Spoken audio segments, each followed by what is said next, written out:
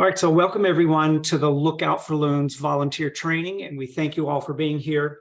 My name is James Reddoch. I'm the Maine Lakes Lookout for Loons project manager, and I'll be your support person over this upcoming season. I'll also be your instructor on this training tonight.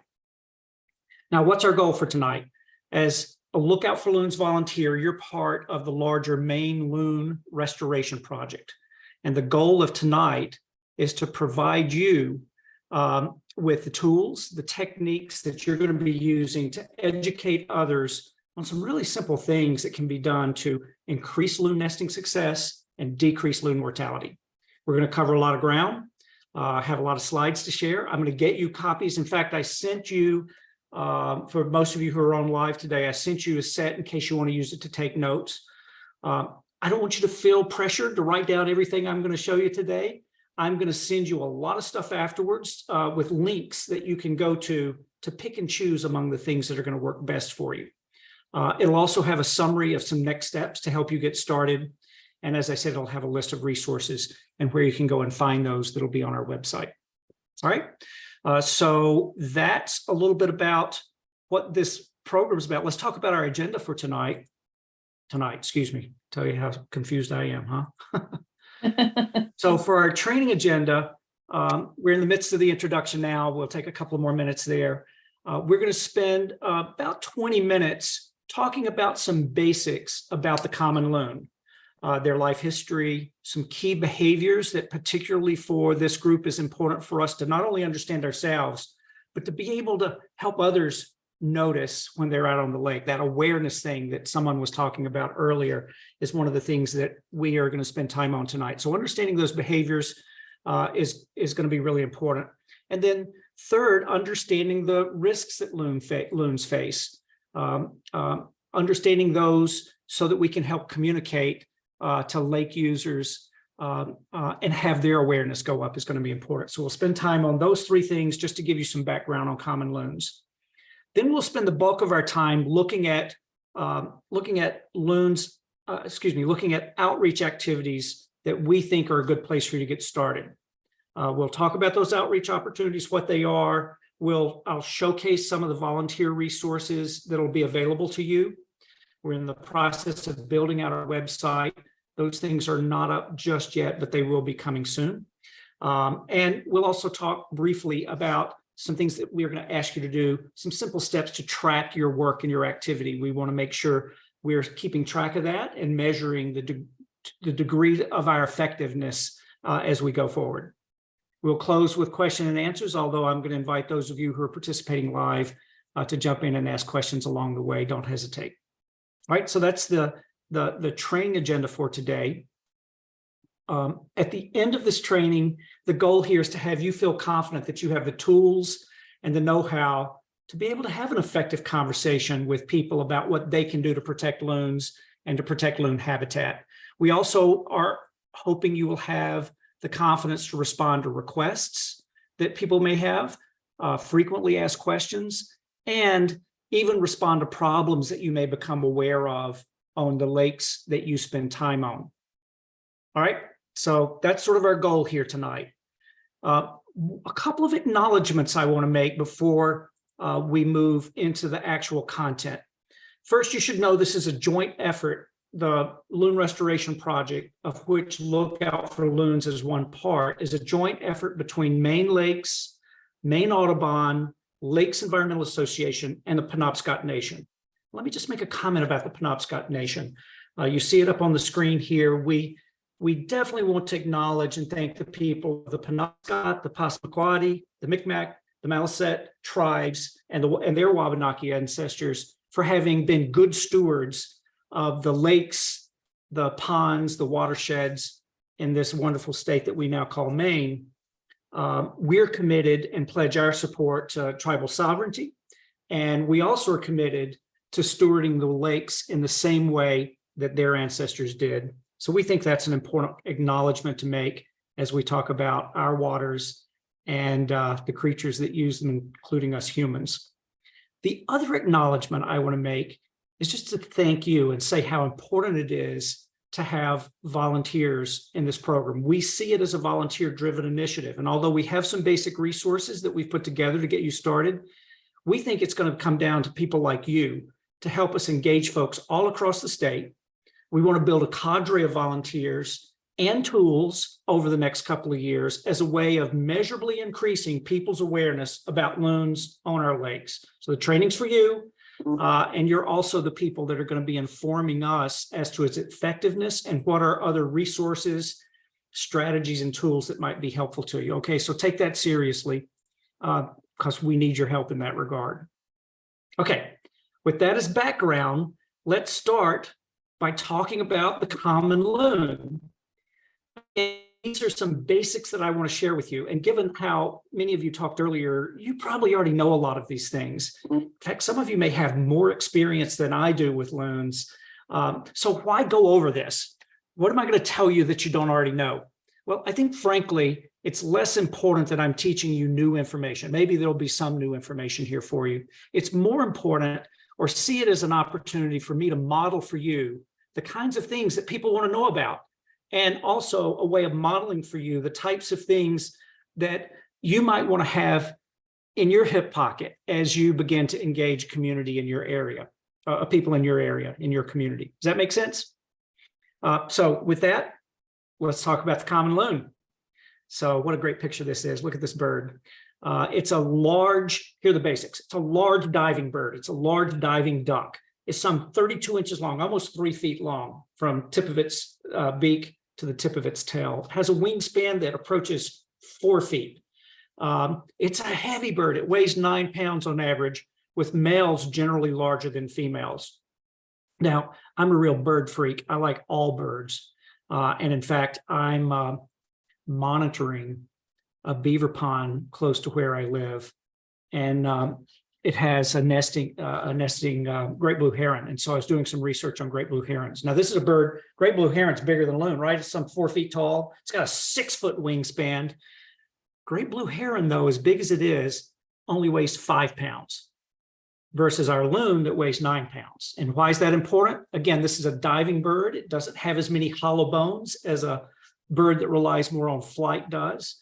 So for its size, it's heavier compared to many other birds. And that's because it helps it dive better because it weighs more. Does that make sense? It's also a bird that's feet are located way on the back of its body. So there's a skeleton of a loon in a diving pose. Look at those big old feet. And you can see in this picture that it's located way back on its body. And what that does is it makes it an excellent swimmer. Have any of you ever seen a loon swimming underwater? Have you seen that? I'll never forget, it's been a while now. My godson was 5 years old. He was visiting here. We were over at Crocker Pond, and we were walking along the edge, and all these big old bullfrog tadpoles, as he was trying his best to catch them. And the bank dropped off really steeply, and every time he had jumped for one, they would quickly dash off into the deeper waters beyond his reach. We'd noticed a loon out in the middle of the pond. Well, all of a sudden, out of the corner of my eye, underwater, this bird comes dashing in like a torpedo. It was super fast. It was able to swoop and swish. He was within 5 feet of us. Really amazed me that it got that close. But what that bird realized is that we were flushing those tadpoles out, and it was an easy meal for it to come and grab them. And he was scooping them up, or she was scooping them up as we walked along the bank. That was a pretty memorable experience. And it just showed me how maneuverable they are. They're really designed to go fast, to be very maneuverable, and they can stay under for a long period of time. And that's because they're heavy, and those legs are located way on the back of their body. Makes them a good swimmer, and it means they need lakes to swim in, but it does not make them a good walker when it comes to land, and you probably know this. So these birds do not do well. They do not do well when they're on land, and in fact, they don't really come to land for really any other reason, usually, other than to nest when they're here in the spring and in the summer. You can see this nest. It's very close to the water so that the bird can slide in and out very quickly. And it doesn't have to walk far because it just is not going to be able to move around if you've seen them. In fact, if you do see them on lakes, if you see them on land for an extended period of time, that's probably something that might require an intervention, and we'll talk about how and when to do that later. The other thing about them being this close to the water is just worth pointing out is they're very susceptible to fluctuations in water level. If there's flooding, or if the lake association decides they want to raise the level, that can eradicate a nest. If there's drought and the water levels go down, it can make it extremely difficult for the birds to get in and out. And minimally, they'll expend a lot more energy getting to and from the nest, and that's a risk as well for them. So their job is not an easy one, in spite of how strong a swimmer they are and as how good a parent they can be. Their job's not an easy one under even normal circumstances. Just a little bit about how they come and go. These birds are migratory. They need ice-free water, right? So before freeze-up happens in the late fall, these birds have to hightail it out of here and go to open waters, either on lakes and ponds further south. Many of our loons actually go to the Atlantic Ocean and spend their winters on sheltered bays. I was telling someone that the other day, and they were shocked.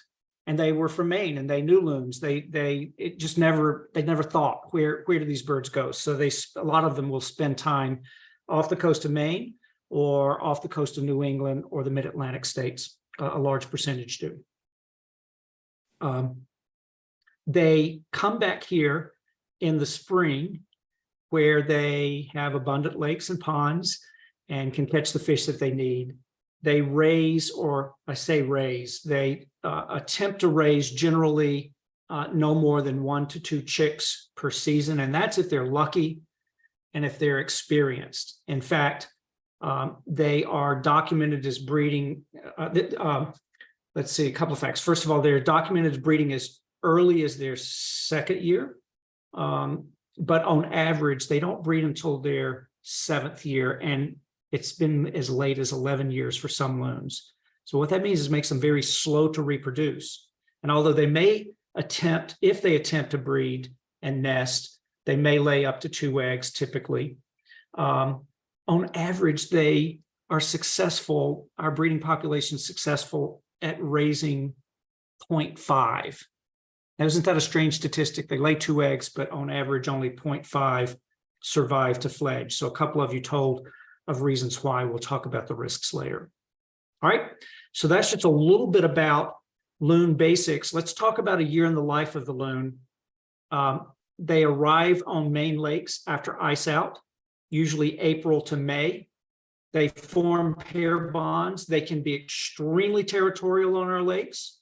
Now, some of you are on really big lakes, and so it may be less of an issue. Hutchinson Pond is close here, and they usually have a pair that are reasonably successful at fledging 1 to 2 chicks. And I have seen probably 2 males duking it out to decide who's going to be the breeder on that territory. So that's what you see going on here. These big, aggressive birds can actually inflict some damage. So they pair up. Usually, so they're coming here after ice out, establishing those territories around April and May.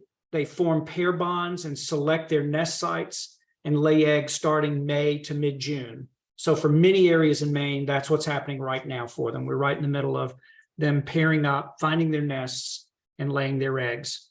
I think this is just an absolutely gorgeous picture. It shows you a pair. They both mutually work to raise the chicks. They'll brood as well as feed the chicks after they hatch together. So they work hard as a couple. I also think this picture shows perfectly how the nests have to be located so they can scoot in and out easily when they're nesting. All right, so they come in April to May, May to June. In most cases, they've laid their eggs. They incubate their eggs for about 4 weeks, and that means that chicks are hatching somewhere around mid-June to mid-July. The chicks leave the nest within hours of hatching. These are brand new chicks. They dry off, usually within hours, but certainly in the first day, they leave the nest, they're out in the water. They're clumsy, they're not very mobile, and so that's why in the first week, you might see this. I've never been lucky enough to see this. Sometimes these chicks in the first week and maybe into the second week, they're small enough, they can climb up on the parent's back, and the parent will tuck them under their wing. This is to keep them warm, to keep them safe and protected from predators, especially during a time when they're really sort of awkward when they're out on the water. They're completely dependent on their parents during this time, who feed them constantly. They grow quick. And this sort of maps it out for you. So here's 1 week. They're constantly attended and maybe even riding on the parents. By weeks 2 and 3, they're growing rapidly into 4. By week 6, they're starting to get more mature feathers. Week 7 and into 8, these birds start to be able to feed themselves, not entirely, but they at least start to catch some of their own food in the 7th and 8th and 9th week. By the 12th week, most of these loons are going to be able to swim, fly, and feed themselves.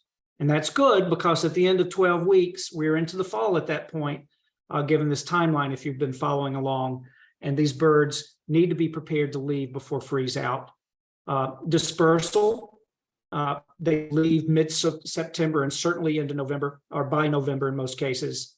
And one or both parents may actually depart before these juveniles themselves leave. A lot of times these birds are very solitary when they're on their winter range, but this is a group of loons that are sort of gathering together right before, in the fall, right before they're migrating out. Juveniles, as I said, are usually capable of feeding themselves and flying. They need to be by about week 12. All right, let me pause there. Those are some basics about loons. Like I said, maybe I didn't tell you anything you didn't already know, but hopefully the way I organized that is useful. I'll just tell you that we're going to give you some scripts, especially for any of you that might be willing and able to do presentations for us, that will organize this for you in slide decks that use some of these very same slides. I'll pause here, though. Any questions or comments people have? All make sense? All right, so that's a little bit about the common loon, its natural history, its life cycle. Now let's talk a little bit about understanding loon behavior.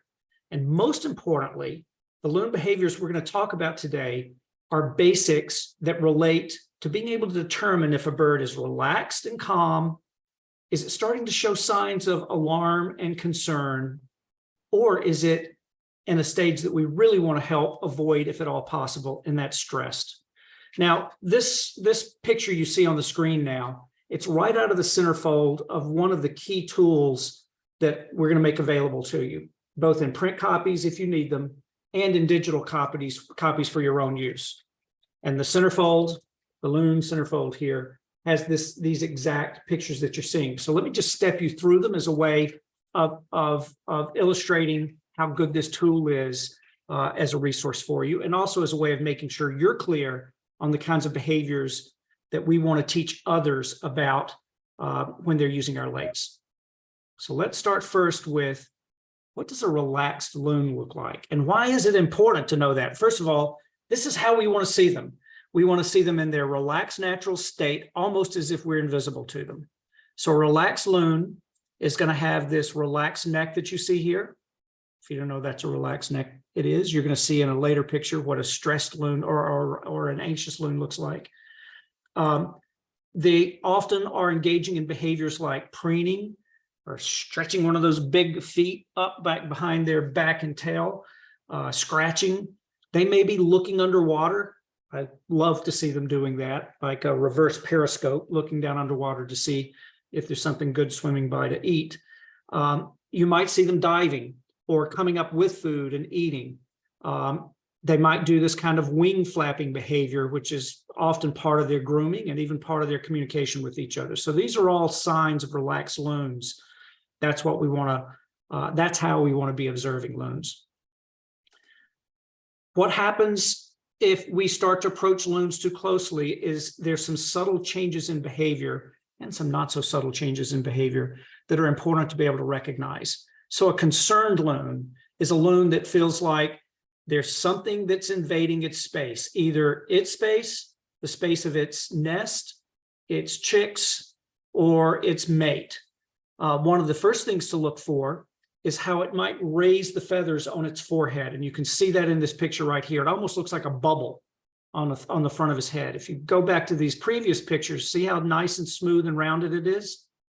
So a loon that's putting these up, that's a sign that it's a little nervous and anxious. It's paying close attention.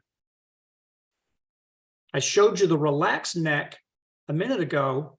Here's a bird that has its neck stretched up, and you can tell it's, even though it's not a video, you can tell this is a bird that's looking carefully. Years and years ago, I took a graduate course on stress management, and the professor said, in any organism, whether it's a human, any other vertebrate, a bird, and even reptiles and amphibians, a sign that something is stressing it or causing stress for it is increased visual scanning. Well, that's the technical word for what this bird's doing. And you've probably been in that situation personally where something's going on in your environment that you're not accustomed to. And what do? You sort of sit up on the edge of your chair and start looking around more. And that's exactly what this bird's doing, trying to assess the danger, or if what he's seeing or she's seeing is a danger. All right. So increased visual scanning. The third, this is an interesting pose here. I've not seen this in loons. I've seen it in other water birds. Again, that same pond with the great blue heron. I was watching early one morning a week ago. I was watching wood ducks on the pond. There were 5 males that had just come in and landed. I'd already been watching a female. The minute she heard them come in, she clearly did not want their attention. She did this pose, chin down on the water, tried to make herself as low in the water as possible. What's this bird doing? It's trying to make itself invisible. And that wood duck did its best, that hen did its best to slink away before those males found her. She wasn't so lucky. I don't think she wanted their attention. So if we're seeing a loon riding low in the water like that with its neck outstretched, that's a sign that it's trying to make itself invisible and maybe trying to slink away from something that's come into its environment that it's not quite sure what to do about. Okay, so that's concerned, a concerned loon. What's the solution if we're seeing these behaviors? It's really straightforward. Back away. You've gotten a little too close. Nothing to panic about, but don't want to go any further, because going further is the last situation we want to put these loons in. A loon that's stressed, this is a good indicator on a nest. This can happen very easily if you're too close. This picture shows the loon that's about to flush off that nest. And that's not something we want to have happen. They have 4 short weeks to incubate these eggs, exposing them to the elements, leaving them unattended for predators. Those are bad things, and something that we want to avoid at all costs if possible. If it keeps happening repeatedly, they'll abandon the nest. So that's a sign that we're way too close if we see a bird doing that. If out on the water, you see this behavior that is sometimes referred to as a penguin dance. Remember that picture I showed you earlier where the 2 were fighting? That's basically what this bird is getting ready to do. It's up on its hind legs. It's paddling furiously, splashing a lot. It has its wings back or maybe tucked close. That head's tucked in. This bird is ready to fight. It's literally throwing its body at whatever has gotten too close to it. So that's, again, something we want to avoid at all costs. And anytime a bird is demonstrating even those concerned behaviors or this stress behavior and adds to it that all too famous yodel that it has, that's a sign that the bird's stressed. Now, Margaret, not at 2 in the morning when it's out there just doing what loons do. I'm talking about when you got up at Rangeley, Joanne, when you've got a cove full of boats and the loon's head on a swivel, increased visual scanning, and adds a yodel to it. those are birds that are starting to be stressed. All right. Does that make sense? Sometimes these are a little subtle, but usually not when they're in the stress position. And again, what's the solution? Getting people to understand that backing away is the simple solution and the simple action that they should be taking. I'll pause again here. Those are the key behaviors. This is a key tool. We're going to give you a digital link to it, and we're going to give you a form if you're doing a program or if you're going to be talking to people during a high traffic time at the lake and think it would be helpful to have some of these. I'll give you a form so you can contact me and I can get them out to you. Questions, comments about key behaviors for loons? So all that sort of makes sense to you? Yeah. Sorry. Go ahead, Margaret. I just had a question. You had said about the 2 o'clock in the morning thing. I mean, sometimes I just hear them like, yodeling and it's beautiful. And sometimes they're like freaking out. Like, I don't know if there's a fight going on or what, or do you think that maybe like a fox or something could be raiding the nest, like freaking out, like it sounds like multiple, almost like fighting or something. Yeah, well, I think definitely at this time of year where they still may be coming in and establishing territories, they may be doing that. So, I'm not saying that it's always humans stressing these loons. There may be other loons that are in their territory and they're trying to establish their mating rights and their nesting rights between each other. You're right, it could be a predator. We're about to transition into what are the risks that they face here in a moment. And so we'll get into that a little deeper. But those are all things that absolutely could be happening. But sometimes they're just communicating and we don't understand what they're doing. Maybe other scientists have a little better insight. So I wouldn't conclude that every time you hear one that there's a stress and you need to rush out there and go try to rescue a loon. It's more of if we're in the presence of loons and we start to see if as humans or our dogs, our pets are in the presence of these loons and we start to see or hear these kinds of behaviors, that's an indication that we've gotten too close or someone's getting too close and back away. I hope that's helpful. Good question, though. Okay. Joanne? Well, mine's sort of a silly question. I do laps in the lake, and the loons and their chicks will cruise up and down the shore of the cove. But quite frequently, I'll be swimming and I'll look up and the loon and the chicks are there. All of a sudden I'm there, they're there.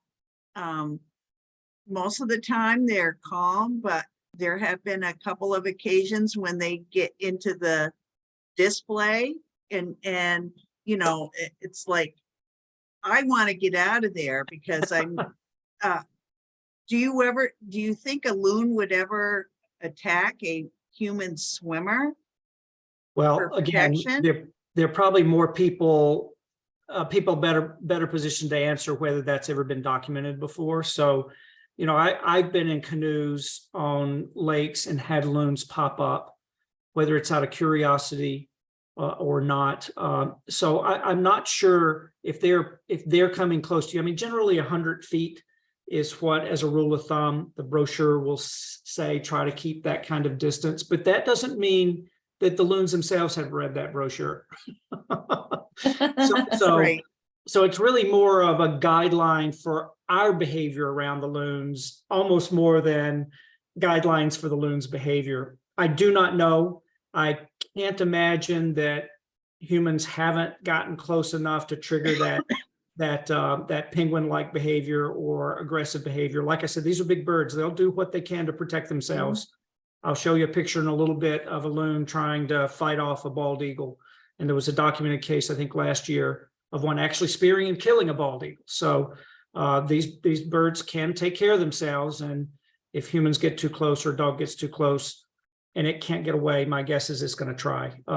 I think you're asking a question that may not have a perfect answer if you're swimming and they pop up in front of you.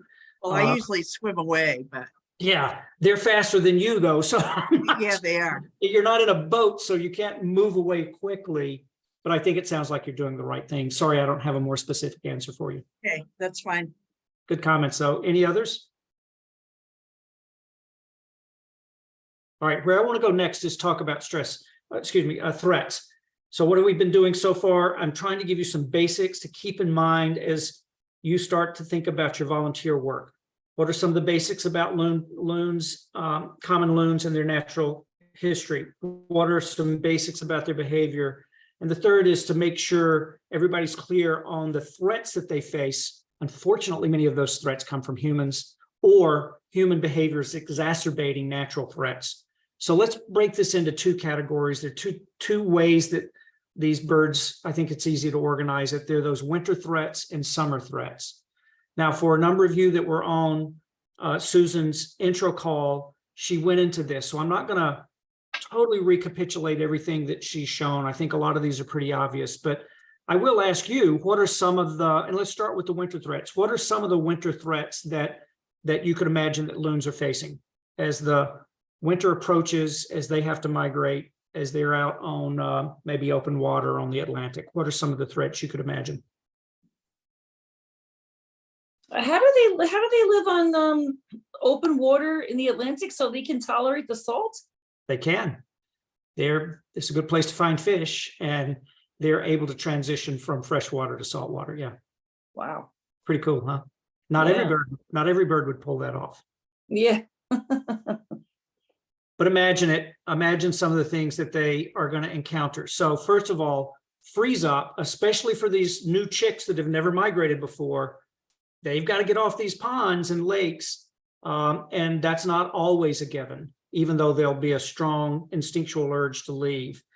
So the freeze up itself, both in the fall when they're trying to get away, but also sometimes coastal waters at least can have some freezing in really severe times, and that's always a risk. There's also cost of migration. It takes energy to do this, right? I was talking to a bird researcher a few weeks ago. She studies migratory songbirds. And she was saying, all too often we're focused on their breeding habitat and how to protect that and how to protect them when they're there, or on their wintering habitat.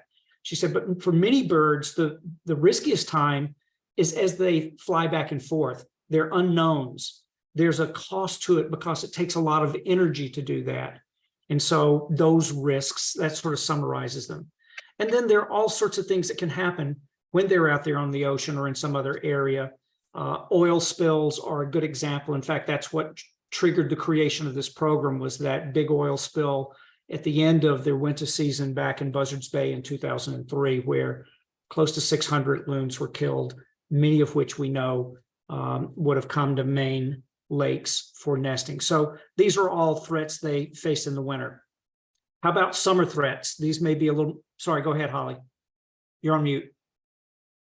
Yeah, I was just going to say a spring threat here actually was in Wisconsin, was something I had never heard before called loon fall, because they were migrating at a time when it was so cold that their wings iced up, kind of like an airplane.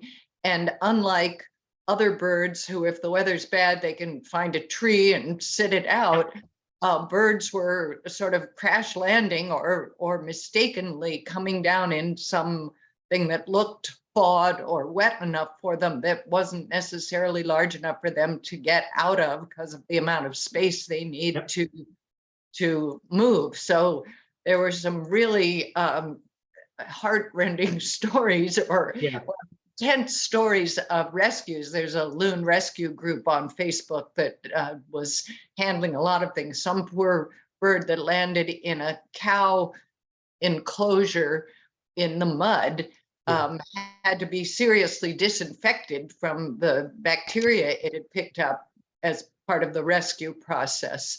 That's an incredible story. Yeah, but, they have to have a runway on the water. If they get forced down on the land, they're not going to get off in most cases. They can't get the running start that they need. So that I've not heard that. So that's really, it's pretty incredible. But I was going to say the other thing that this loon rescue group is often dealing with is birds that are behaving oddly or not leaving when they should, and it turns out to be lead ingestion, which we'll talk about that. So that sort of leads into some of the things when they're here in the summer, spring and summer with us, that we have to worry about. And of course, there are natural occurring threats we'll talk about: lead poisoning and entanglement from fishing line. That can happen on the ocean too, by the way. But those are serious concerns here. Boat strikes, boat wake, we'll talk about these. Disturbance to their habitat and habitat loss. These are all examples, and it's not a definitive list. This is all examples. Just to talk about some of these that I think of more naturally occurring predators. So you've got bald eagles. Someone told a story earlier about a bald eagle taking a chick. And we're so glad that the bald eagles have come back. I mean, when I first moved to New England 33 years ago, there were no bald eagles. They were just starting to come back, and now they're almost ubiquitous. I see them everywhere. But the downside is this is a serious predator that will eat anything it can get its talons on, including loon chicks, and especially loon chicks if they're hanging around the ponds. So it is a serious risk for them. This bear, this came from upstate New York. I don't think there've been any documented bear cases in Maine, according to what Susan told me. But raccoons, our own pets, dogs, weasels, and the like. These are all things that can predate the nest, looking for eggs. So it's a risk there. Flooding and drought, I mentioned that earlier. This is a picture of where water levels are changed here due to flooding, and you can just see how it's completely swamped this nest and probably ruin their chances of success in that season. Here's a case where the water levels have gone down, and you can see how the loon's having to work extra hard to drag themselves in and out of the nest area here. Disease, I don't think this picture might not even be the one I thought it was. Covered in mosquitoes and biting flies and things like that. So disease is also another common cause. These are things that happen. We're probably not going to stop these things. It's not your job to go out there and chase off a bald eagle. Certainly not a bear if it manages to start presenting a risk to the loons on your pond. I think more importantly, though, this slide, and it's a bit of an eye chart, don't have to worry too much about it. Here's the main takeaway from it. It was a study done of mortality in loons between 1987 and 2012. They were trying to determine in as many cases as possible what was causing the death of loons in Maine. The takeaway on this slide is about 45% of the deaths in this study came as a result of human-caused issues. Now that's bad news, right? Seems like a lot, seems like bad news, and it is, but I think there's a positive here. Why? They're human caused. That means those are the ones that we have our best chance of probably lowering the percentage on. If we're going to make any impact, it should be focused on the areas that we as humans can control. And that's what the work's going to be focused on for us here. So let's look at those a little more closely. Lead poisoning, you mentioned it, Holly. This has long been a leading cause of adult loon death in Maine. And that's until recently. It was roughly 28% of the deaths in that study that I showed you earlier, and another 5% from entanglements. So, we'll talk about the fish lead-free program, which is made inroads. That's going to be one of the outreach opportunities for you. Some of you may already be involved with the fish lead-free program, but we'll talk about that more in a moment. So this is a significant concern. Unfortunately, boat collisions have overtaken lead poisoning as the leading cause of death of adult loons in recent years. That's probably a function of increased lake usage. Everybody wanted to have a piece of Maine when the pandemic hit, it seems, doesn't it? Unfortunately, too many boaters are oblivious to the risks that they can bring. Boat wakes, someone mentioned that earlier, being a cause of nest failure. The boat wakes can either flood or wash out eggs. This is on Kezar Lake over here in Western Maine. This is actually a predator prevention device on top of a floating raft, but you can see how the wake and the waves are completely swamping this raft. Those rafts are usually the things we use where wakes and lots of boats are a problem, because they can at least go up and down in the waves a little better than a shore-based nest. So it's still a concern, though. It can either cause nest abandonment, destroy the nest, or after the chicks have left the nest, it risks separating the chicks from the adults. So that's where we have to worry about boat wakes. It's a concern.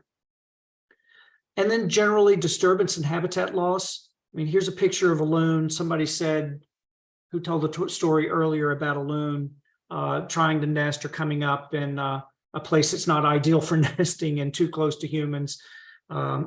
Here's a case where humans are getting too close, trying to take pictures of this poor loon. And you don't even have to be close enough to see. Look at that bird's neck. Remember the behaviors we talked about? If I took these boats out, you probably would have guessed that that bird is engaged in increased visual scanning, to use the professor's technical term. Its neck's up, and you can see why from this picture. So what can be done? Those are the causes of the problem. What can be done? Well, the good news is this isn't rocket science, guys. Our job is to work with people to prevent disturbance, to prevent trauma. We want to help people learn to read the signs of stress. We want to have people understand that they should enjoy the lake. We want them to enjoy our loons and to view them, but to do so from a distance, from a safe distance with binoculars, photograph from a safe distance, obey the state law that says no wake zone within 200 feet of shore or an island, avoid nesting areas, and then the fish lead free program. So these are all the simple things that are in our repertoire of possible solutions. None of these are that challenging to do. And in most cases, it's just a matter, we believe, of making people more aware of them. All right, I'll pause here. I've spent more time than I thought I would, by the way, but I've covered basics about loons. It's so fun talking about them, isn't it? Threats to loons, loon behaviors. I now want to go through some of the actual outreach activities and the resources we're going to make available to you. Questions, comments before I move on? All right. So there are a number of activities that we're going to encourage you to be thinking about. I'm going to go over these. There are 5 of them, 5 basic ones. We may add to the list as we go, not necessarily today, but in the future. There are 5 basic ways that I'm going to invite you to think about what might work for you personally or work for the community and the lakes that you live on. All right. So here they are. The first and foremost of learning to have effective conversations with lake users about how to protect loons. Number 2, for some of you, you may want to take that beyond a one-on-one conversation and be willing to do a formal presentation to community groups. Number 3, distribute pamphlets like the How Close is Too Close. We'll talk about that in a moment. In some instances, it may be appropriate to put up signs if it's a high-risk lake and we're trying to warn people about nesting loons. And then last, support the fish lead free program. There are a variety of ways to do that. I see folks taking notes. I'm going to cover this in detail, so don't worry too much here about getting it down. So let's talk about each one individually if we can. Effective conversations with lake users. This may be the simplest thing that you can do. Learning to have effective conversations and then identifying times and places where it makes sense for you to get out on the lake. If you're out paddling, if you're out in your boat, if you're out fishing, if you know that there are boaters at public launches during high traffic times. Maine lakes also help support courtesy boat inspections, train people to do that. That's if that's happening, that's that team's priority, but there may be lines of people waiting to get their boat inspected, and it could be a good time to talk to people that are waiting in line about when they're out, what they can do with loons. Maybe small groups in neighborhood coffee places, hikers. You get the idea. Anything that can have you having conversations, productive conversations, to increase people's awareness and reduce disturbance for our loons. That's what this is about. One of the key tools that we'll be making available to you afterwards is a script, a simple script that you can customize and begin to use. It's designed to be used with this brochure. And in fact, what I'd like to offer to do, I've done a training last week on this and people seem to find it helpful. I'd like to offer to model that script for you. Like, what might an effective conversation sound like using a brochure like this? Would that be something worth spending a minute or two on? Yes. Yeah. Good. So the goal here is to just show you what that conversation might look like. I want to set the stage for you, and then I'll be a method actor and I'll try to act like you're on the lake with me here. So imagine you walk up to a boat dock and there's a family, and the family is getting ready to go out on the lake, and they're on the dock, but they're distracted by a loon that's about 100 feet off the dock from them, and they're excitedly looking at the loon. So here's what I might do if I walked up and saw that happening during a high traffic time. I might say, hello, my name's James. I'm a volunteer for the Lookout for Loons program. This is a program of Maine Lakes and Maine Audubon. And what we're doing is working to get the word out about how we can protect Maine loons during their nesting season. I see you've spotted our resident loon. Let me tell you a little bit about the loons on this pond. There's actually a pair who nest regularly on this lake. And in fact, they've been successful in recent years at raising 1 to 2 chicks. They're in the middle of that process right now.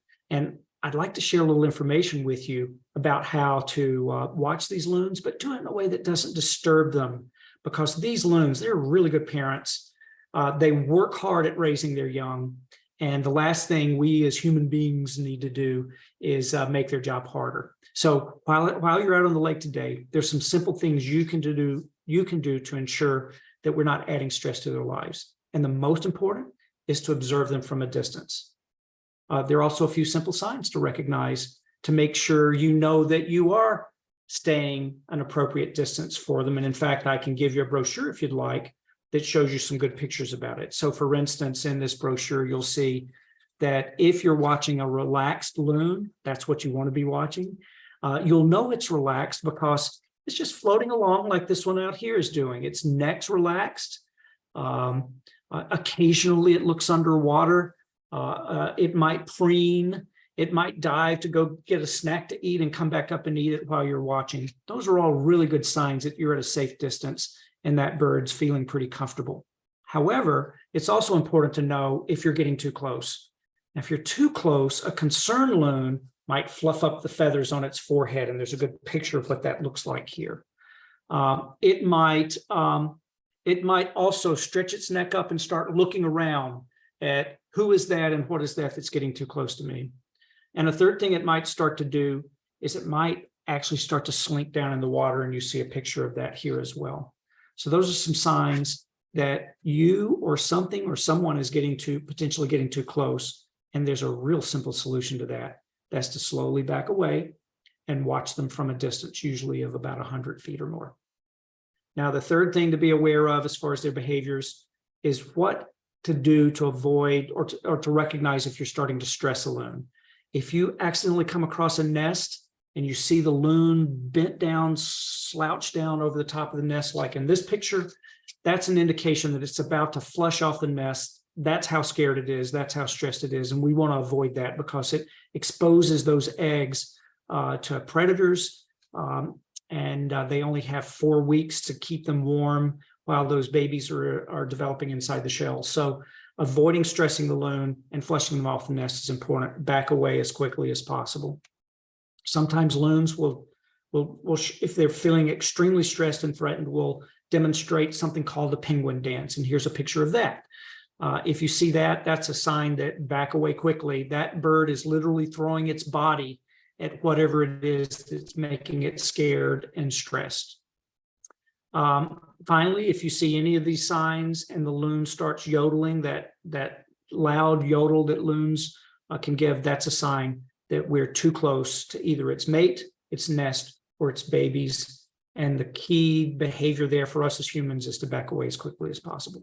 All right, so those are a few things when you're out on the pond that'll allow you to observe these loons, have fun with it, but do it in a way that's not going to stress them. I see you're going out on a boat. Another important consideration, Maine has a law that says you cannot create a wake within 200 feet from shore or from an island.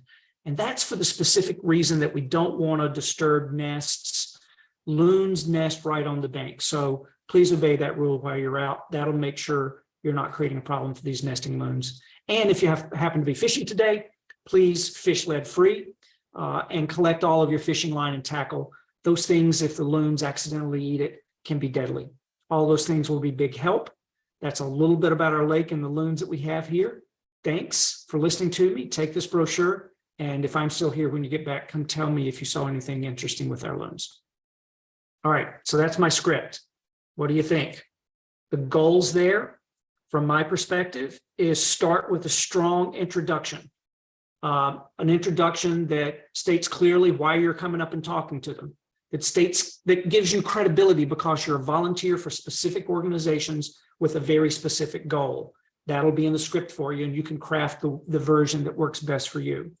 Second, always take a kind and courteous approach with folks. Be patient and understanding. I know it can be frustrating if you're observing behaviors, if you're observing people that are oblivious to how they're disturbing our loons or other natural wildlife on the pond, but in most cases, they're not doing it intentionally. They're just unaware. I think it's important to focus on the positive.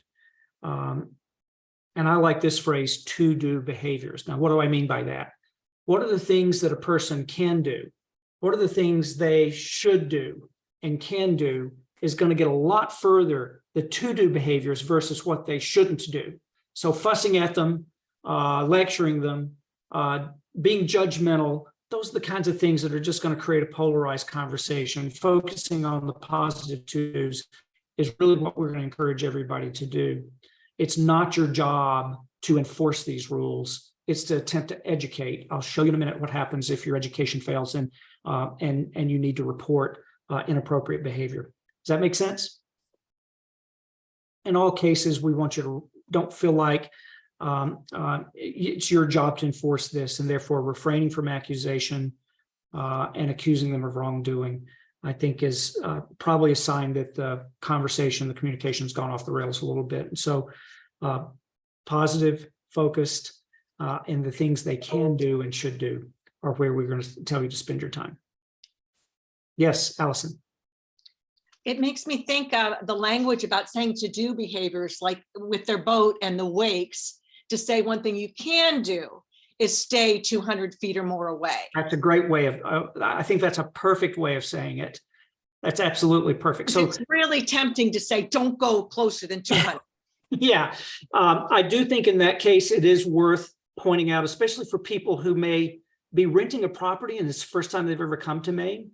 So I'm going to break my to-do behavior rule and say it probably is worth making sure they know that there's a state law that says no wake within 200 feet. And that it's because of nests. That's because of nests. Yeah, give them the reason that, That's right. it's not because we're meaner than other states. Yeah. Our nests are right on the water. Perfect. It's temporary, but this is the height of the nesting season. All You know, perfect. We could lose all the babies on the lake if people didn't respect this. I think that context is critical. And so when you get this script, it's a bare bones version. You need to customize it and sort of think through the various scenarios. I love the way you just said that, Allison. Holly? Well, that's certainly true if it is in fact nesting season, but we also have that limit of wake stuff because of erosion along the shorelines too. Yeah. So, you know, There are a whole host of reasons why that rule is there. Again, as a lookout for loons volunteer, I'm trying to keep us as focused as possible because you've only got a couple of minutes with them. In fact, my sense is I was going on too long in my script. And so thinking of the sound bites, the sentence stems that communicate the most in the fewest words about what we're trying to get done, I think is how I would encourage you to take this script and start to modify it for your purposes. Allison? Yeah, I'm just thinking that how you were showing us the brochure originally when we walked through it, Yeah. especially if they have, kids or it's a dating couple, to say, I'm just going to give you this, you're going to know how to read it, Yeah. this is something the kids could be on the lookout and tell their parents that Right. they've noticed, instead of walking them through it if The whole there's, thing. if they're losing their focus. I think that's right. So again, experiment with this. I don't claim to be the authority on all these matters. We're just trying to give you a starting place. But we do think learning to have those effective conversations with some of the themes that I gave you on the previous slide may be the easiest way for you to get started in your community. I want to keep moving. I don't want to cut off the conversation, but I want to keep moving. Any other just very urgent things that are must-haves before we get to the next? Just a quick question. The wake law that you mentioned, is that true for all the lakes in Maine? It's not passed yet. It's something that's working its way through. It's one of the things that Maine Lakes is advocating for. I'll get you a link out to give you a No, little bit. I think she means the wake boat law as opposed to the wake. Sorry. The wake law does apply to all Maine waters. Sorry, the no wake law. The wakeboard legislation, the wake boating legislation is. I'm sorry, I probably jumped in places you didn't want me to go, Margaret. But there's some to limit these wake boats that purposefully create a much bigger wake so that the skiers can jump over it and that type of thing. That there's also some legislation that we're hoping can be passed there. Oh, okay. Yeah, because I know that on Moosehead Lake, I often see they call them like a cigarette boat. Yeah. They're these huge boats that do nothing but go up and down the lake as fast as possible. Everybody hates them, but they're Yeah. still there. There's only a Yeah. couple of them, but they're there, like they go out almost every day. Yeah, and there's a balance of, I think this is one of those where we have to look for how can we take 2 steps forward, even if it's 1 step back. We're not going to win all these battles. I think trying to focus on, again, the simple things. I'm not sure starting with the driver of a wake boat is the first place to have a conversation. Hey, don't be shy. Maybe that is a good place and they just don't know. But certainly keeping those boats 200 feet away minimally is probably the best win we can hope for there. Okay. Now, what happens if you encounter something that's a bigger problem? So a sick or injured loon, a dead loon eggs, or a nest that's been abandoned, or like scenarios that you were sort of hinting at in that question, Margaret, if there's loon harassment by humans or pets, or boat wake violations. In other words, if our education efforts have failed, what do we do? Don't worry about getting this down. Again, I'll get you this slide, but more importantly, I'm going to give you a link for material we've created, a 1-pager that you can take in the field with you in case you're ever in a situation where someone comes up, knows you're a loon, look out for loons volunteer, and tells you, hey, I saw an egg floating, or it'll give you resources to point in the right direction. Or if there is a grounded loon that's there more than an hour or two and not on a nest, what do? It'll give you some resources, okay? Okay. Great. I think most important, when and how to report. It's your job to describe the event to the best of your abilities, including boat identification characteristics if a boat's involved. The wardens have asked us to collect video from a safe distance if at all possible. That helps. But here's what's key. Your job's education, and if that fails, documentation and reporting. Please, please, please understand your job is not enforcement. There are people trained in that. Do not have an adversarial or confrontational interaction with people. Do the best you can. If it escalates in any way, our plea to you is back away from the situation. This is one that is not worth risk. And frankly, even if it doesn't become dangerous, which most won't, it's not worth a fight and the emotional energy you're going to spend. Back away. That's not what we're asking you to do, is to really enforce these things. It's really to educate when possible. There's some battles that you're just not going to win, and it's better to walk away from them. Does that make sense?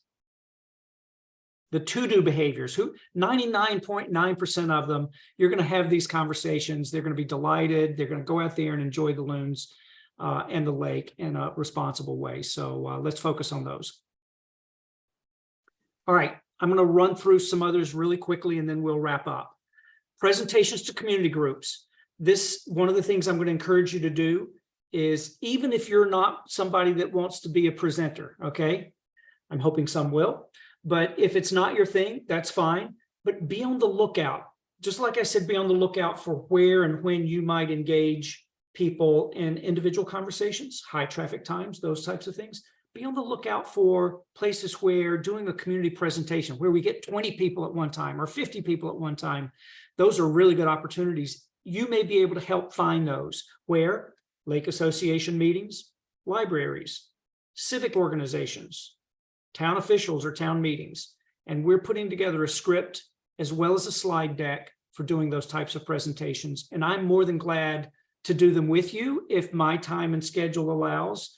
We can tag team, or I can be your coach if you want a little coaching to practice some of these things, make sure you understand how the slides are to be used. So that's available to you. So be thinking about whether that might work for you. And even if you don't want to be the presenter, be looking for these opportunities. We may be able to find a presenter that will come.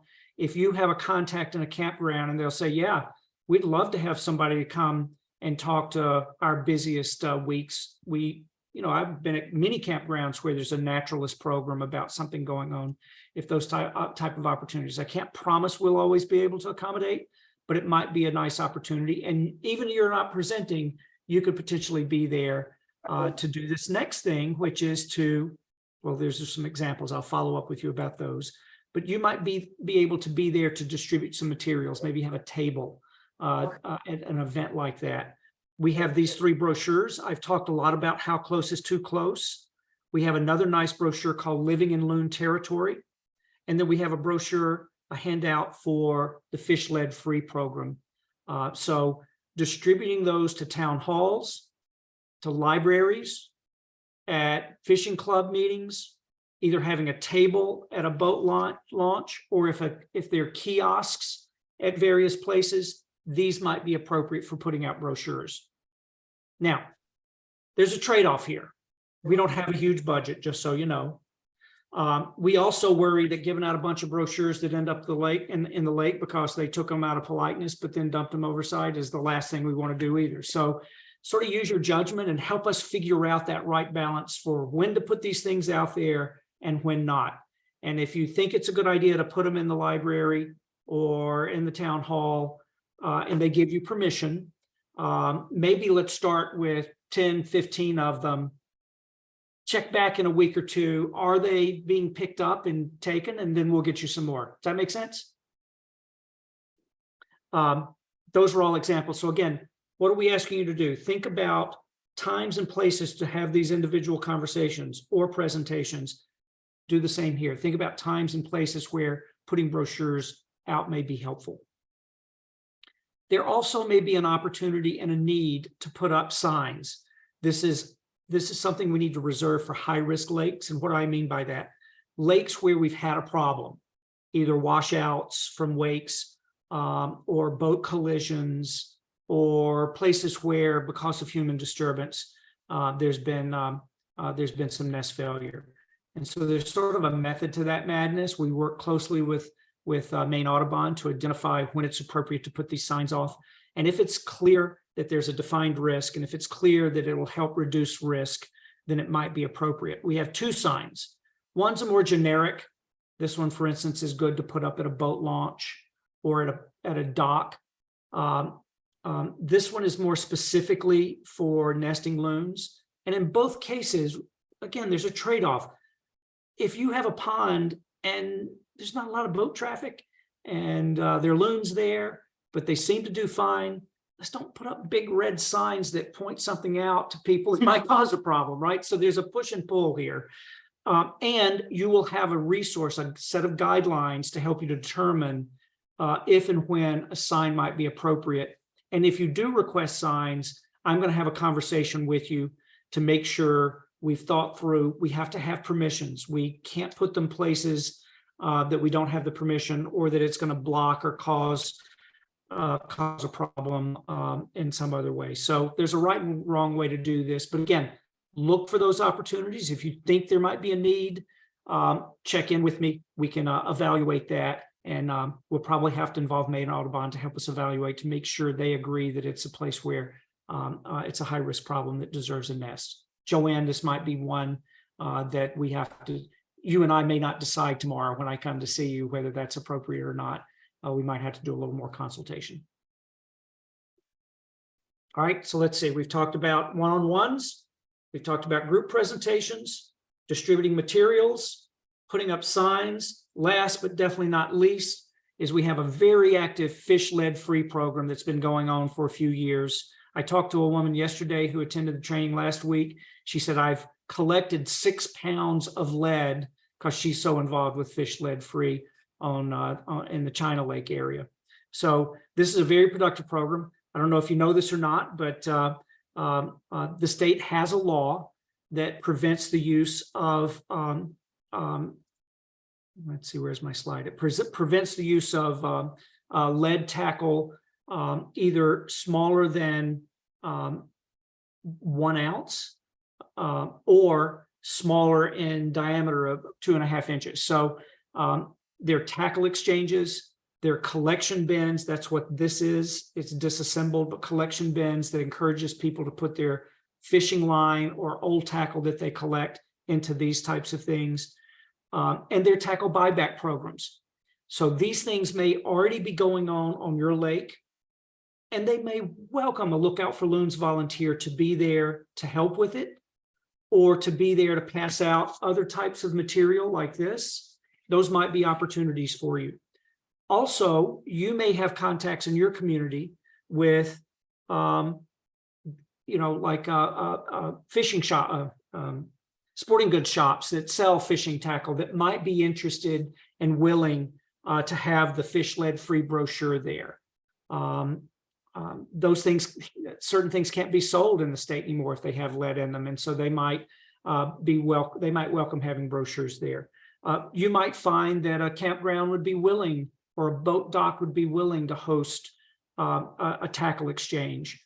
So those are all things to be on the lookout for, and if those opportunities seem appropriate in your area, I'll be your contact and I can help you get it coordinated. Maine Audubon manages these, and so I can just be your go-between to help them evaluate and ultimately get it scheduled if it's appropriate in your area. Does that make sense? All right, so those are the 5 things that I'm going to encourage you to be thinking about after this training, what might work best for you. There may be other things as you think that we can add to this list. So please be in communication with me. Anything that you think has a chance of decreasing disturbance, increasing survival rates for both our adults and chicks is worth putting on the table. Yes, Holly. I'm wondering if the Lookout for Loons program has press releases or articles or other things that they're timing for local newspapers. Make a note. It's a really good question. We do have resources.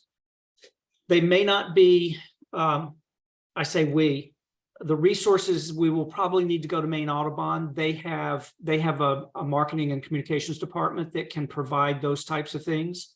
So if those opportunities arise, let's say I talked to a woman the other day who's a volunteer who actually has been doing this for a long time on her own. And she puts out a newsletter once a month for their lake association. And she has gotten permission from Maine Audubon to just pick and use anything that she sees. And so I can help you sort of figure out how to proceed with that if an opportunity arises. If I guess I'm sort of wondering if there is a plan to do that already for like formally. the Franklin Journal or, whatever other sorts of things, or if that is something that I could ask you about and volunteer to initiate that or work because I know specific. I think it's a great idea. I think it's a great idea. If you got somebody interested, a reporter interested in doing an article, definitely let me know. I know we could get somebody to talk to them about that. It may not be me. It may be, it may be you in conjunction with somebody from Maine Audubon would be a good example. Okay, and I guess radio programs would be the other idea if there are some of those on community talk show kinds of things or. whatever. I think the sky's the limit. If you can create those opportunities, we'll do our best to fulfill them. How does that sound? Okay, so you don't have a We don't plan? yet. This is the first year of the Look Out for Loons program, so I'm not aware that we've got a standard press kit that I can say, here, go pass this out. Okay, We great. probably are not that far along, but I think we could, if the interest and the need is there, I think we could put the right people on it to give you what you need. Listen, I have to go back to work. Sure. I'm sorry. Okay, So yeah. can we do a little emailing, because I might have some suggestions for Greenville. That sounds great. I'm going to be following up. We're pretty much at Okay. the end here. I'm going to be following up. You'll get an email from me either today or tomorrow that outlines some next steps and starts to give you a few of these resources to begin thinking about. It's going to include a materials form to make requests and the like. So I will also be calling each of you, or I'll email each of you to try to schedule an individual call, probably more next week after the long weekend, and hear from you how I can best support you. How's that sound, Margaret? Sounds good to me. Thank you so much, everybody. Thanks. You guys have been great. I only have a couple more slides. Another one, you can leave, Margaret. I know you've got to go to Okay. work. I don't want to keep you from Thanks. that. Bye, everybody. But Bye. there's a simple tracking form. We're going to ask that you help me be aware of what you're doing. How many brochures are you giving out? If there's a presentation, how many people attended and the like. Nothing too complicated, pretty straightforward stuff there. And as I said, the next steps, you're going to get scripts, slides, materials. We just had a change in our administrative assistant who manages the website. So our new one is on board. She may take a little while to get everything up and running for you. But in the meantime, if you have an opportunity and we need to act on it, we've built these resources. It's just not yet on our website for all of it. So I can email you the materials that you need if something comes up in the meantime. So I'll be sending that email out. I'll be reaching out to you. I want you to begin thinking about the opportunities like it sounds like you're already doing. And I'll call to find out how I can help you with that. Or I'll email you to schedule time to talk to you about how I can help you with it. And the last thing I'll say is Maine Lakes has a conference coming up. We haven't had this in 3 years because of the pandemic. June 17th, it's at China Lake. And I'm going to be doing a talk about Look Out for Loons. I'll have a table. If you want to come and join me, I'd be glad to have you at lunchtime. And I'm also going to do a lakeside walk and talk about loons. And there are other great programs, not just promoting myself here, but there are other great programs that will happen that day. So if you're around in that area and would like to participate, we would encourage, it'd be a great way for you to sort of get out there and start meeting other people. And in my follow-up email, you'll see a link to sign up for that. That concludes my presentation. I'll stay on as long as you want. As you can tell, I like talking about loons, and I'd be glad to answer any questions that you might have, but otherwise this concludes the content that I had for you today. Thank you so much. This was super helpful. Great overview. Really glad to have the slide deck, etc. Good, good. So you'll get more from me. By the way, there will be a little evaluation. Did you hear that? Yeah, thanks, James. This was really helpful, and Sorry, Ann, I can't hear you because our house sits right in the middle of a training flight plan for Coastal Air Force Base, and they're cleared to fly as low as 3,000 feet. And when they go over, I can't hear anything. Yikes. Sorry. It's Go ahead, okay. Ann. I was just thanking you for a really helpful and really informative presentation, and looking forward to getting started. So thanks. Great. Thanks, everybody. I'll go ahead and conclude now, and we'll be in touch. Thank you so much. Great. Bye. See Enjoy your you day. tomorrow. Sounds Thank good. you. Bye.